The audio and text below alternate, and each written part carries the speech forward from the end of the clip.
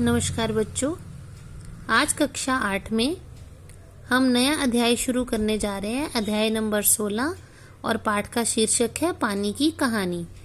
अब इस पाठ के आधार पर आप ये जानेंगे कि धरती पर पानी का अस्तित्व कैसे हुआ, पानी कहाँ से आया। तो यहाँ लेखक ने एक बड़े अच्छे ढंग से कल्पना करते हुए एक बूंद के मुख से उसके अस्तित्व का आकार कैसे मिला, वो बूंद कहाँ से आई पानी की, और फिर उसके साथ क्या क्या क्या हुआ, उस बूंद की पूरी लाइफ हिस्ट्री, उसकी जीवन कथा बयान की है। इस तरह बूंद के साथ बात की है कि आपको ये कहानी बड़ी रोचक लगेगी और उसमें आपको बहुत अच्छी जानकारी भी मिलेगी। चलिए अध्याय शुरू करते हैं। मैं आगे बढ़ा ही था कि बेर की झाड़ी पर मोती सी एक बूंद मेरे हाथ पर आ पड़ी। मेरे आश्चर्य का ठिकाना ना रहा जब मैंने देखा कि ओस की बूंद मेरी कलाई पर से सरक कर हथेली पर आ गई। मेरी दृष्टि पड़ते ही वह ठहर गई।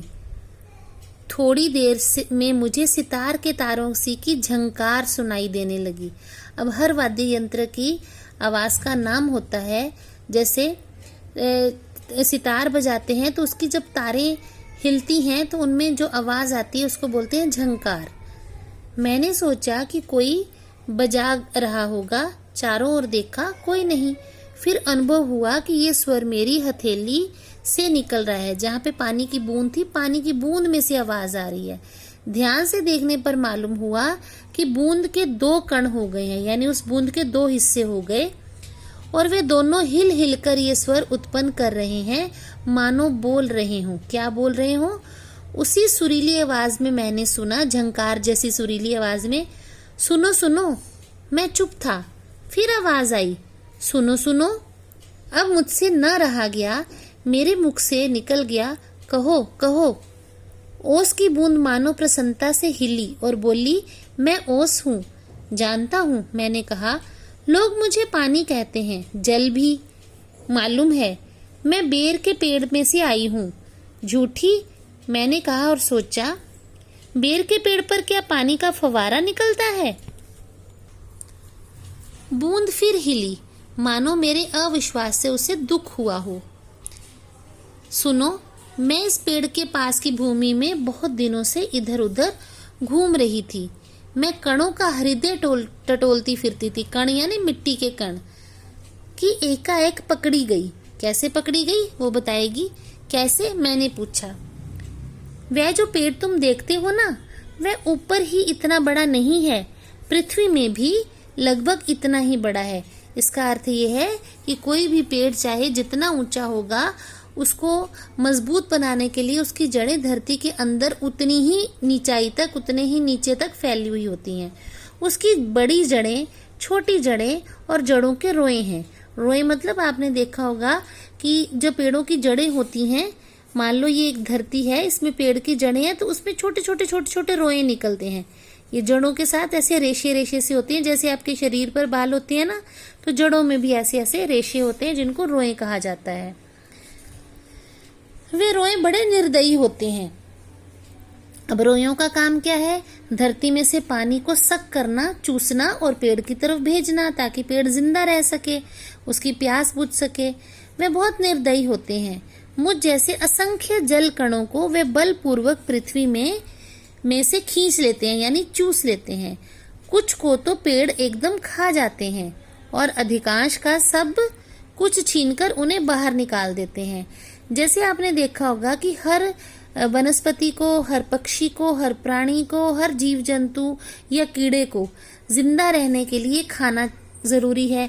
अब पेड़ अपना खाना जमीन में से लेता है। जितने भी मिनरल्स हैं मिट्टी के अंदर, जितने भी उपयोगी तत्व हैं, वो मिट्टी से चूसता है। अब जो चीज मिट्टी के अंदर होगी, वो पानी तो उसमें से सक कर लेगा, चूस लेगा, और उसका जो खोल है वो बाहर निकाल देगा।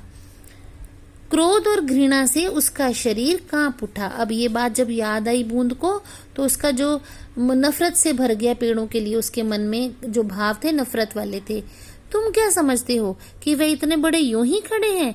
उन्हें इतना बड़ा बनाने के लिए मेरे असंख्य बंधुओं यानी और भी बहुत सारी बूंदों ने अपने प्राण नाश किए हैं, यानी अपना शरीर त्यागा है, अपने प्राणों की आहुति दी है, तभी ये पेड़ इतना बड़ा हो पाया है। मैं बड़े ध्यान से उसकी कहानी सुन रहा था। हाँ, तो मैं भूमि के खनिजों को अपने शरीर में घुलाकर आनंद से घूम रही थी कि दुर्भाग्यवश एक रोए से मेरा शरीर छू गया। मैं कांपी, दूर भागने का प्रयत्न किया, परंतु वे पकड़कर छोड़ना नहीं जानते। मैं रोए में खींच ली गई। फिर क्या हुआ? मैंने पूछा। मेरी उत्सुकता बढ़ चली थी। मैं कोठरी में बंद कर दी गई। कोठरी यानी पेड़ के तने के अंदर की जो छोटी छोटी नाड़ियां सी होती हैं, नालियां सी होती हैं, जिससे पानी जो है पेड़ के ऊपर पत्तों तक पहुंचता है। तो वहां अंधेरा हो जाता है। जब बूंद अंदर गई पेड़ के जड़ों के द्वारा, तो उसे ऐसे लगा कि उसको किसी कोठरी में बंद कर दिया गया है। थोड़ी देर बाद ऐसा जान पड़ा कि कोई मुझे पीछे से धक्का दे रहा है और कोई मानो हाथ पकड़कर आगे को खींच रहा है। वो सब कौन थे धक्का देने वाले और खींचने वाले? उसी बूंद के जैसे और भी जल कण। मेरा एक भाई भी वहां लाया गया। उसके लिए स्थान बनाने के कारण मुझे दबाया जा रहा था। आगे एक और बूंद मेरा हाथ पकड़कर ऊपर खींच रही थी। मैं उन दोनों के बीच पिस चली। मैं लगभग 3 दिनों तक सांसत भोगती रही। सांसत का अर्थ होता है कष्ट। मैं पत्तों के नन्हे नन्हे छेदों से होकर जैसे तैसे जान बचाकर भागी। मैंने सोचा था कि पत्ते पर पहुंचते ही उड़ जाऊंगी, परंतु बाहर निकलने पर ज्ञात हुआ कि मुझे पता चला कि रात होने वाली थी और सूर्य जो हमें उड़ने की शक्ति देते हैं, उड़ने की शक्ति यानी जल कणों का वाष्प बनकर उड़ना, सूख कर उड़ना, हवा में घुल जाना। अब बिना सूरज के तो वो वाष्प नहीं बन सकते, ठीक है, वाष्पीकरण नहीं होता।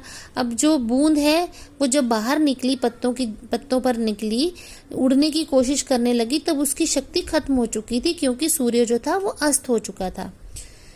जो हमें उड़ने की शक्ति देते हैं जा चुके हैं, सूर्य। और वायुमंडल में इतने जल कण उड़ रहे हैं कि मेरे लिए वहां स्थान ही नहीं है। जो मॉइस्चर होता है हवा के अंदर, वो जल कण होते हैं। तो जब हवा में मॉइस्चर बढ़ जाता है, रात को मॉइस्चर बढ़ जाता है और सुबह जब सूर्य की धूप खिलती है, गर्मी बढ़ती है, तो मॉइस्चर धीरे धीरे सूखने लगता है। तो हवा में इतनी नमी थी, इतना मॉइस्चर था कि वहां बूंद कह रही थी कि मेरा स्थान ही नहीं था। बहुत भीड़ थी वहां जल कणों की। तो मैं अपने भाग्य पर भरोसा कर पत्तों पर ही सिकुड़ी पड़ी रही। अभी जब तुमने देखा तो जान में जान आई और एक रक्षा पाने के लिए तुम्हारे हाथ पर कूद पड़ी। इस दुख तथा भावपूर्ण कहानी का मुझ पर बड़ा प्रभाव पड़ा। मैंने कहा, जब तक तुम मेरे पास हो कोई पत्ता तुम्हें न छू सकेगा। भैया, तुम्हें इसके लिए धन्यवाद है। मैं जब तक सूर्य ना निकले तभी तक हूँ, रक्षा चाहती हूँ। उसका दर्शन करते ही मुझ में उड़ने की शक्ति आ जाएगी, यानी मैं वाष्प में बदल जाने की शक्ति पा जाऊंगी। मेरा जीवन विचित्र घटनाओं से परिपूर्ण है। मैं उसकी कहानी तुम्हें सुनाऊंगी तो तुम्हारा हाथ तनिक भी ना दुखेगा, क्योंकि अब लेखक ने उस बूंद को पकड़ रखा था काफी देर से, तो उसका हाथ ना थके। तो इसके बारे में भी बूंद ने कहा कि तुम मेरी कहानी सुनो तो अपने हाथ की थकावट को भूल जाओगे। अच्छा, सुनाओ। अब बूंद अपनी यात्रा सुना रही है कि वो किस प्रकार बूंद बनी पानी की, पहले क्या था, उसके पूर्वज कौन थे, पानी कैसे अस्तित्व में आया धरती पर। बहुत दिन हुए, मेरे पुरखे हद्रजन हिंदी में बोलते हैं हाइड्रोजन गैस को, और ओशजन, अब ओशजन हिंदी में बोलते हैं ऑक्सीजन गैस को। मेरे पुरखे यानी मेरे एंसेस्टर, मेरे दादा परदादा कौन थे? हद्रजन और ओशजन नामक 2 गैसें सूर्यमंडल में लपटों के रूप में विद्यमान थी।